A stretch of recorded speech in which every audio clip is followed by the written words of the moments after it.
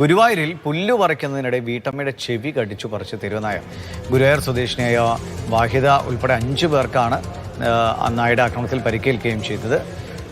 ലിഷോയ് വിവരങ്ങൾ വേണ്ട. ലിഷോയ്, ചെവിയൊക്കെ കടിച്ചു മുറിക്കുക എന്ന് പറഞ്ഞാൽ വീണ്ടും കൂട്ടിച്ചേർക്കാൻ പറ്റുന്ന സാഹചര്യത്തിലായിരുന്നു. എന്താണ് അവസ്ഥ? ചെവിയുടെ ഒരു ഭാഗമാണ് കടിച്ച് പറിച്ചത്.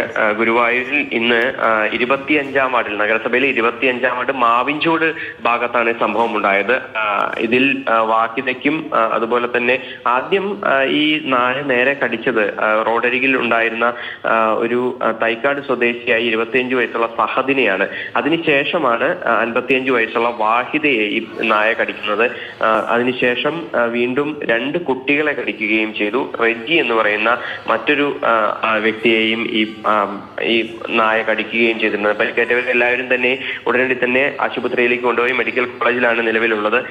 വാഹിദയ്ക്ക് ചെവിക്ക് ഗുരുതരമായി പരിക്കേറ്റിട്ടുണ്ട്. ചെവിയുടെ ഒരു ഭാഗം പൂർണ്ണമായും കടിച്ച നിലയിലാണ് ഉള്ളത്. എന്തായാലും എല്ലാവരെയും തന്നെ ഇപ്പോൾ ആശുപത്രിയിൽ പ്രവേശിപ്പിച്ചിരിക്കുകയാണ്. നായയെ പിടികൂടി ജനങ്ങൾ പിടികൂടണമെന്ന ആവശ്യമാണ് നിലവിലുള്ളത്. കാരണം ഇതുവരേക്കും നായയെ പിടികൂടാനായി കഴിഞ്ഞിട്ടില്ല. കൂടാതെ ഈ മേഖലയിലാകെ തന്നെ തെരുവുനായ ശല്യം രൂക്ഷമാണ് എന്നുള്ളൊരു ആരോപണവും നാട്ടുകാർക്കുണ്ട്.